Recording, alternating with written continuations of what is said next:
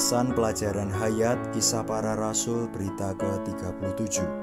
Perkembangbiakan di Asia Kecil dan Eropa melalui ministri sekelompok sekerja Paulus bagian ketiga. Kisah Para Rasul pasal 13 ayat 14 mengatakan, dari Perga mereka melanjutkan perjalanan mereka, lalu tiba di Antiokhia di Pisidia. Pada hari Sabat mereka pergi ke rumah ibadat, lalu duduk di situ. Tujuan kepergian para rasul ke rumah ibadat pada hari Sabat bukanlah untuk memelihara hari Sabat, tetapi untuk merebut kesempatan memberitakan Injil. Dalam Kisah Para Rasul pasal 13 ini kita melihat satu teladan yang lengkap untuk kita ikuti pada hari ini. Dalam hal pergi ke rumah ibadat, Paulus mengikuti jejak Tuhan Yesus mengajar di rumah ibadat.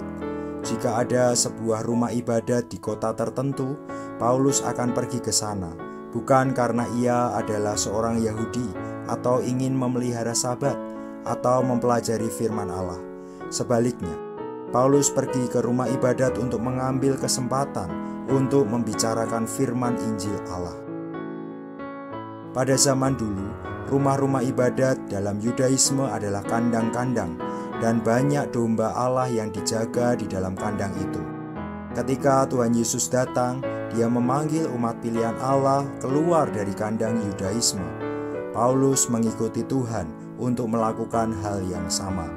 Begitu ia tiba di satu kota, ia akan pergi ke kandang rumah ibadat di kota itu karena ia tahu bahwa ada sejumlah domba Allah yang tertahan di sana. Karena itu, ketika Paulus memberitakan di sebuah rumah ibadat, ada sejumlah orang yang percaya. Di antara orang-orang yang percaya itu ada orang-orang Yunani. Ministri Rasul Paulus tidak hanya untuk memanggil umat pilihan Allah keluar dari agama Yahudi, tetapi juga untuk mendapatkan kaum beriman kafir. Kemudian kaum beriman Yahudi dan kaum beriman kafir disatukan guna membentuk satu gereja, satu kawanan. Hari ini dalam pemulihan Tuhan, kita bukan membangun sebuah kandang. Sebaliknya, kita merawat kawanan domba Allah. Paulus pergi ke rumah ibadat adalah satu aspek dari teladan yang digambarkan dalam Kisah Para Rasul pasal 13. Kita dapat belajar dari Paulus untuk pergi ke tempat-tempat di mana umat pilihan Allah berkumpul. Rumah ibadat adalah satu tempat di mana orang yang mencari Allah mempelajari kitab suci. Kapan saja Paulus pergi ke sebuah rumah ibadat, ia memberitakan dan mengajar dari Alkitab, yang pada waktu itu tentu hanya terdiri dari Perjanjian Lama. Paulus dan Barnabas tidak memberitakan dan mengajarkan pengetahuan manusia manapun atau sesuatu yang berasal dari diri mereka sendiri. Sebaliknya, mereka memberitakan dan mengajarkan firman itu dari kitab suci. Kapan saja mereka masuk ke dalam sebuah rumah ibadat, mereka memberitakan dari Alkitab. Ketika Paulus masuk ke dalam rumah ibadat untuk memberitakan dan mengajar, ia tidak memperhatikan hal yang lain selain Kristus. Mulai ayat 30, Paulus mulai melanjutkan membicarakan tentang kebangkitan Kristus. Tetapi Allah membangkitkan Dia dari antara orang mati. Mengenai Tuhan sebagai manusia, Perjanjian Baru memberitahu kita bahwa Allah membangkitkan Dia dari antara orang mati. Tetapi mengenai Dia sebagai Allah, Perjanjian Baru memberitahu kita bahwa Dia sendiri bangkit dari antara orang mati. Kebangkitan adalah satu kelahiran bagi manusia Yesus. Dia dilahirkan Allah di dalam kebangkitannya untuk menjadi putra sulung Allah di antara banyak saudara. Sejak kekekalan Dia adalah putra tunggal Allah.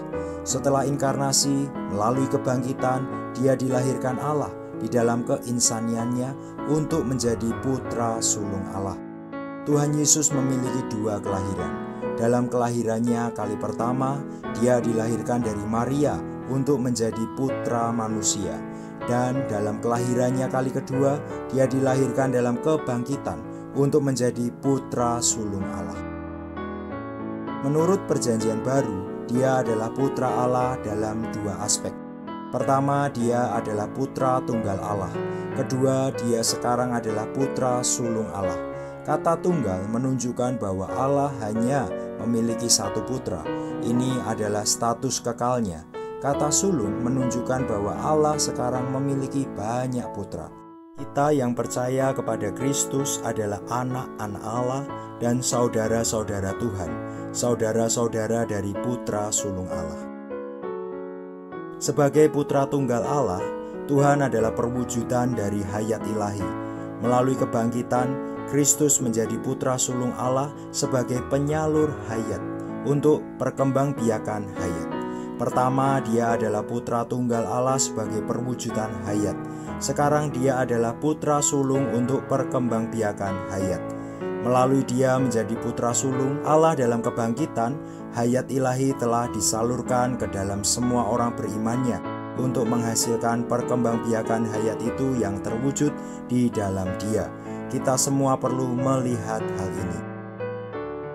Di sini, dalam Kisah Para Rasul pasal 13, Paulus bukan memberitakan Kristus sebagai putra tunggal Allah seperti yang dilakukan Injil Yohanes. Sebaliknya, Paulus memberitakan Kristus sebagai putra sulung Allah untuk perkembangbiakan. Untuk alasan ini, Paulus memberitakan kebangkitan Tuhan Yesus sebagai kelahirannya kali kedua. Melalui kelahirannya kali kedua, kelahirannya dalam kebangkitan, Kristus menjadi putra sulung Allah bagi perkembangbiakan hayat ilahi.